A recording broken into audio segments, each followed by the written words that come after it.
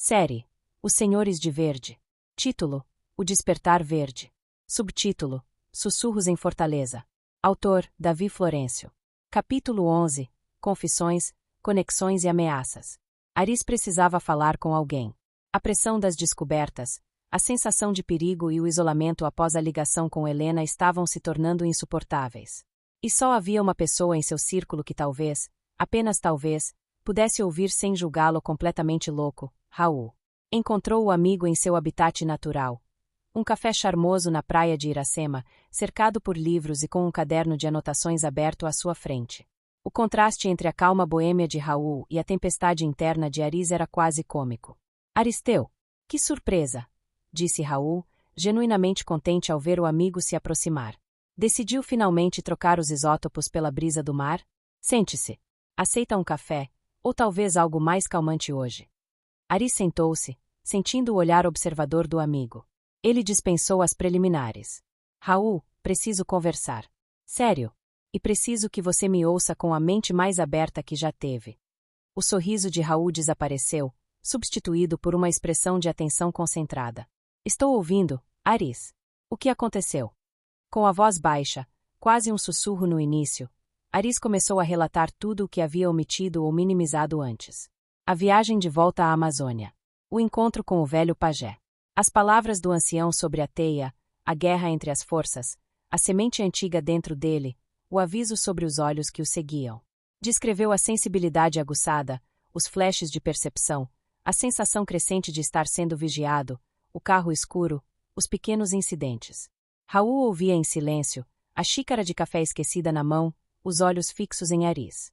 Não havia zombaria, nem interrupção, apenas uma absorção intensa da narrativa. Então, Aris compartilhou seu insight mais recente, o mais radical. E Raul, a tabela periódica. Mendeleev. Não foi só um sonho. Acho que os elementos são mais do que matéria. São consciências, inteligências minerais. E a tabela foi uma revelação. Uma forma deles se oferecerem à humanidade. Ele terminou de falar, exausto pela confissão, esperando a reação de Raul, ceticismo, preocupação com sua sanidade, talvez até medo. Raul permaneceu em silêncio por um longo momento, o olhar perdido no horizonte do mar. Finalmente, ele se virou para Aris, e em seus olhos não havia zombaria, mas um profundo reconhecimento, quase uma tristeza.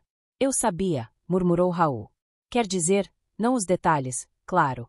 Mas eu sentia. Desde que você voltou da primeira viagem, havia algo diferente. Uma ressonância. E as coisas que você me contava, suas pesquisas sobre as plantas, tudo apontava para algo assim. Ele se inclinou sobre a mesa.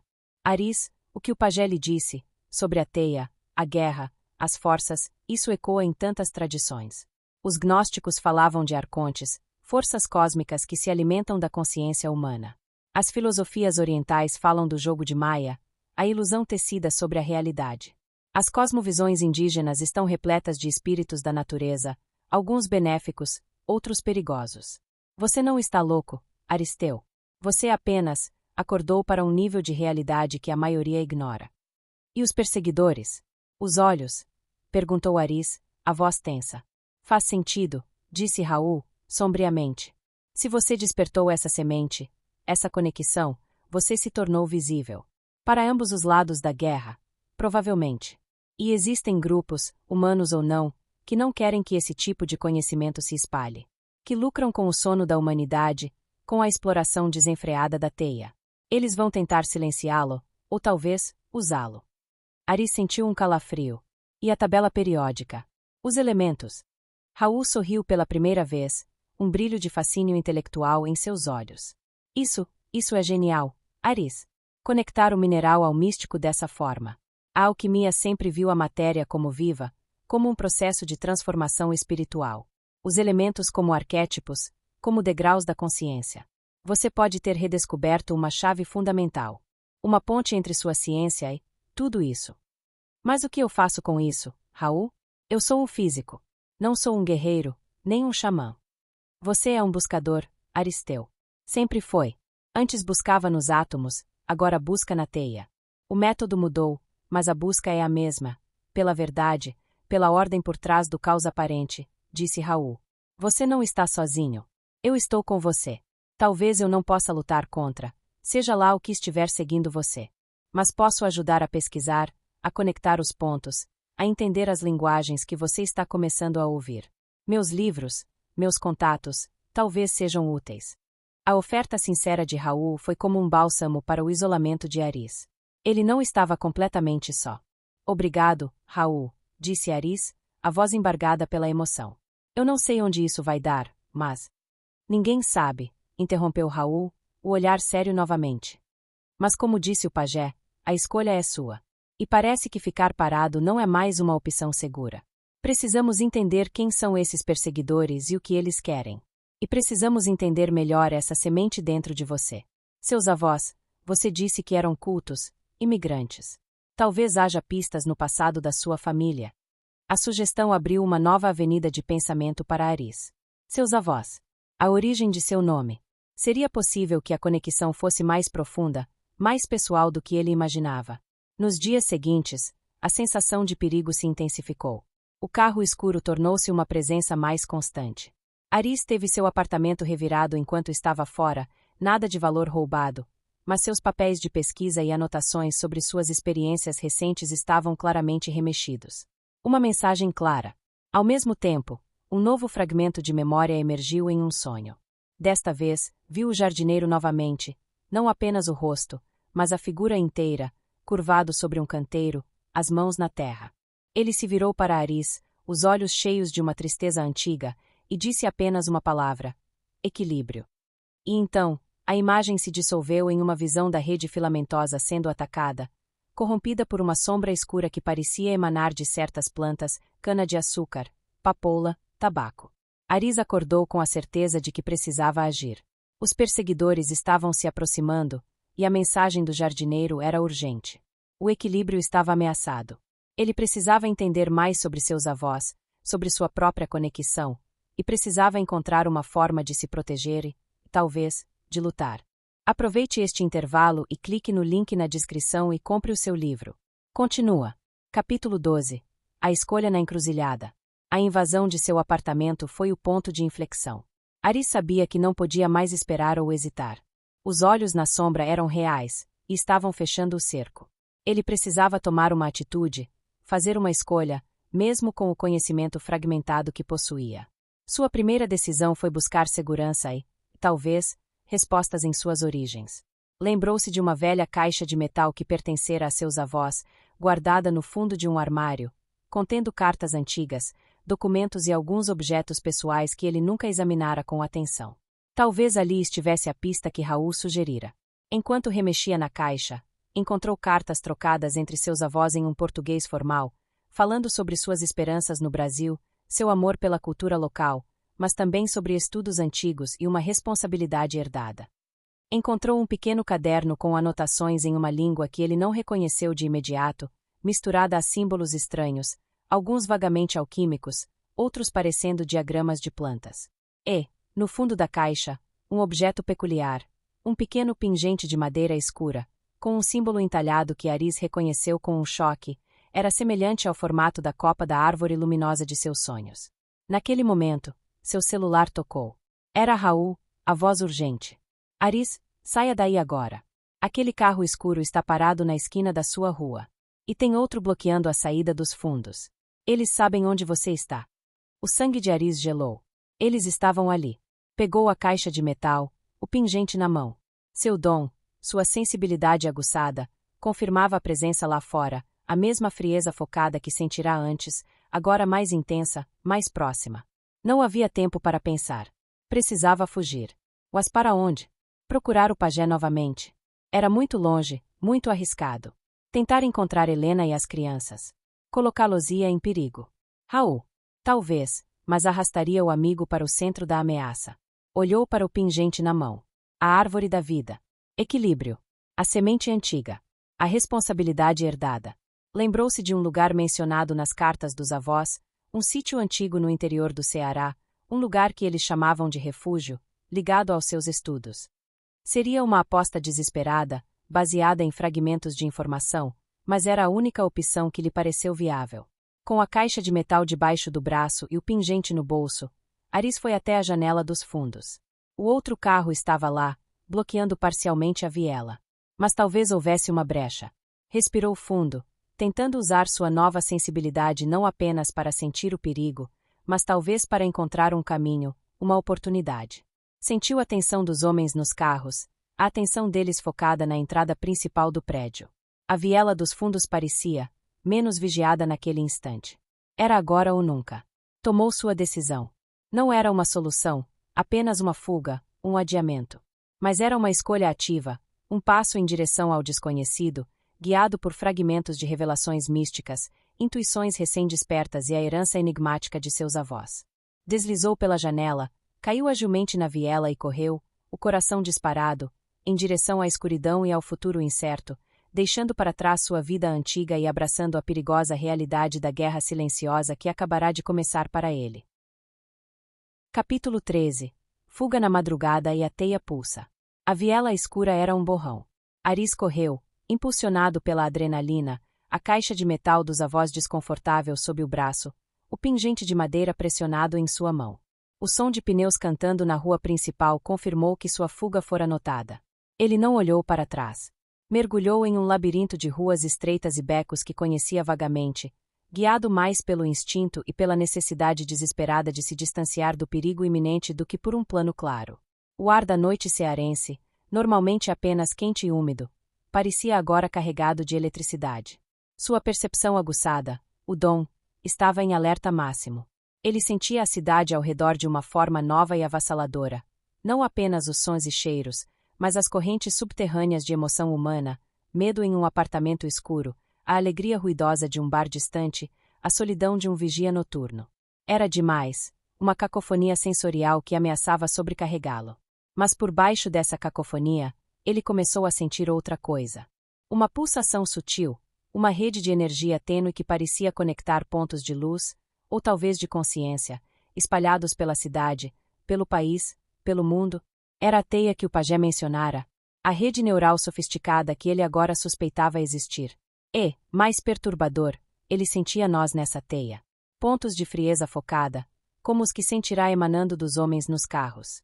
Eram eles, os invisíveis. E eles estavam procurando por ele. Sim, ele podia sentir os feixes de intenção varrendo a teia, como holofotes em uma noite escura, buscando sua assinatura energética, a vibração de sua semente recém-desperta. Um arrepio percorreu sua espinha. O antagonista. Aquele que também sentia a teia. Ele sabia que Aris havia escapado. A caçada havia começado em um nível que transcendia o físico. Precisava desaparecer, não apenas fisicamente, mas também energeticamente, se é que isso era possível. Precisava chegar ao refúgio mencionado nas cartas dos avós, aquele sítio no interior. Era sua única esperança de encontrar respostas, talvez, alguma proteção. Conseguiu chegar à rodoviária nas primeiras horas da manhã, misturando-se aos viajantes sonolentos. Comprou uma passagem para uma cidade do interior na direção geral do sítio, pagando em dinheiro e usando um nome falso que lhe ocorreu no momento. Cada interação era tensa. Ele sentia os olhares, imaginando quais poderiam ser hostis, quais poderiam ser parte da rede de vigilância. No ônibus desconfortável, enquanto Fortaleza ficava para trás na poeira da estrada, Aris abriu a caixa de metal no colo. Releu as cartas, examinou o caderno com a escrita estranha e os símbolos. O pingente na mão parecia quente, quase vivo. Ele se concentrou nele, tentando sentir alguma conexão, alguma orientação. A sensação da teia ainda pulsava em sua percepção, mas parecia mais fraca agora, talvez devido à distância ou ao seu próprio estado de exaustão e medo. Os nós de frieza ainda estavam lá, distantes, mas persistentes. A caçada continuava. Olhou pela janela a paisagem mudando, o verde da zona litorânea dando lugar à vegetação mais seca e retorcida do sertão cearense. Estava entrando em um território desconhecido, tanto geográfica quanto existencialmente. A fuga era apenas o começo. A verdadeira jornada, entender seu dom, sua herança, a guerra silenciosa e seu lugar nela, estava apenas começando. Capítulo 14. Ecos no sertão e confissões em Fortaleza. A pequena cidade do interior cearense recebeu Aris com um sol implacável e um ritmo de vida que parecia pertencer a outro século. O contraste com a agitação e a paranoia de Fortaleza era gritante. Ele desceu do ônibus sentindo-se deslocado, um estranho em roupas urbanas que atraíam olhares curiosos, mas não hostis. Pelo menos, ele esperava que não fossem hostis. A sensação da teia era diferente ali, mais rarefeita, menos carregada de interferências humanas, mas os nós de frieza que o perseguiam ainda eram perceptíveis, distantes, como estrelas frias em um céu noturno. Encontrou uma pousada simples e poeirenta, registrando-se com o nome falso. Precisava ser cauteloso. Começou a explorar a cidade a pé, tentando absorver a atmosfera local, buscando qualquer menção ao nome de seus avós ou ao refúgio das cartas. Perguntou discretamente em um armazém antigo, mencionando estar pesquisando a história de famílias imigrantes na região. O proprietário, um senhor de rosto marcado pelo sol, coçou a cabeça. Thorne. Nome diferente. Teve uns europeus que vieram para cá faz muito tempo, compraram umas terras mais afastadas, lá pras bandas da serra, disse ele. Gente reservada. Falavam pouco. Mas isso faz anos, muitos anos. Era uma pista tênue, mas um começo. A serra. Precisaria descobrir qual delas e como chegar lá sem chamar atenção. Enquanto Aris investigava cautelosamente no sertão, em Fortaleza, a preocupação de Helena havia atingido o ponto de ebulição. O silêncio de Aris após a ligação estranha, combinado com sua ausência inexplicada da universidade, ela ligara para o departamento dele com uma desculpa qualquer, ativou todos os seus alarmes. Ela tentou ligar para o celular dele várias vezes, sem sucesso. Desesperada, procurou a única pessoa que talvez soubesse de algo, Raul. Encontrou-o no mesmo café na praia de Iracema, mas desta vez a atmosfera era tensa. Raul, o que está acontecendo com o Aris? Perguntou Helena, sem rodeios, assim que se sentou. Ele me ligou há uns dias, falando coisas sem sentido sobre estar sendo observado, e agora sumiu. Não atende o telefone, não apareceu na universidade. Eu estou apavorada. Raul suspirou, o semblante carregado. Ele sabia que não podia mais proteger Aris com evasivas. Helena tinha o direito de saber, pelo menos em parte, especialmente se Aris estava realmente em perigo. Helena, sente-se, disse ele, a voz baixa. O Aris, ele não está louco. Mas ele tropeçou em algo. Algo real e perigoso. E não é de agora. Como assim não é de agora? Do que você está falando? Raul hesitou, escolhendo as palavras com cuidado. Lembra-se do pai do Aris? O senhor Alberto. Helena franziu a testa. Lembro vagamente. Ele faleceu quando Aris ainda era jovem, não foi? Aris nunca falou muito sobre ele. Exato. Ele era um homem complexo. Muito inteligente, mas atormentado. Eu o conheci brevemente, anos atrás, por acaso, em um evento na universidade. Conversamos. E ele me contou algumas coisas. Coisas sobre a família Thorne, sobre os pais dele, os avós do Aris. Que coisas? Insistiu Helena, a apreensão crescendo. Ele falou sobre uma sensibilidade. Uma espécie de percepção aguçada que existia na família. Algo que permitia a ele sentir ou ver coisas que os outros não viam. Ele chamou de a semente. Disse que era tanto uma bênção quanto uma maldição. Que atraía a atenção indesejada. Ele parecia ter medo disso, tentava suprimir em si mesmo e temia que passasse para o Aris. Helena ouvia, chocada. Uma sensibilidade. Atenção indesejada.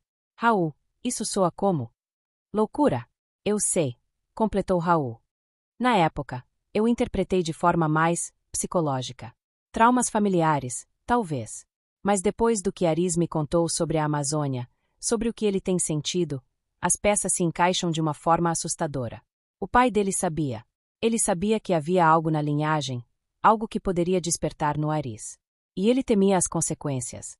Então, você acha que essa semente despertou?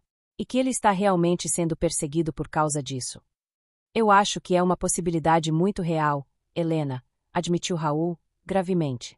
Aris não inventaria aquelas coisas. Ele é cético demais.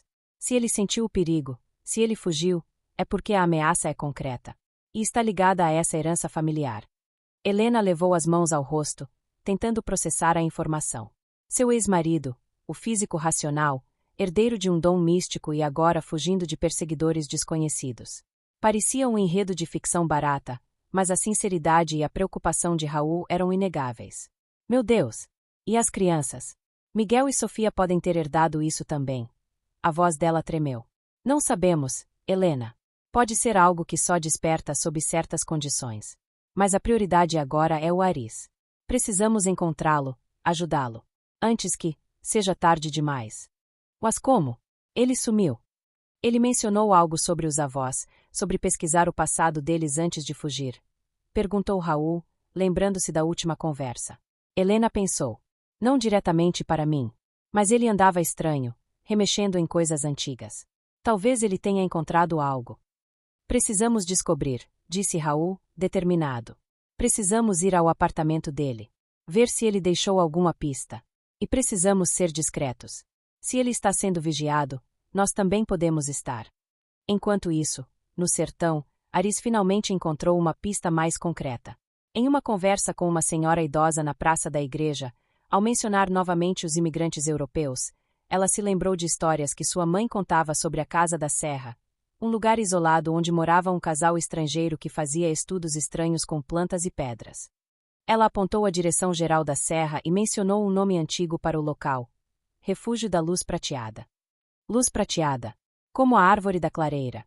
A conexão fez um arrepio percorrer Aris. Ele estava no caminho certo. Capítulo 15. Vestígios no apartamento e a sombra da teia. Enquanto Aris viajava para o interior, Raul e Helena agiram rapidamente em Fortaleza. A urgência na voz de Raul e a revelação sobre o pai de Aris convenceram Helena de que a situação era mais grave do que simples estresse ou paranoia. Combinaram encontrar-se no apartamento de Aris naquela mesma tarde, usando a chave reserva que Helena ainda possuía.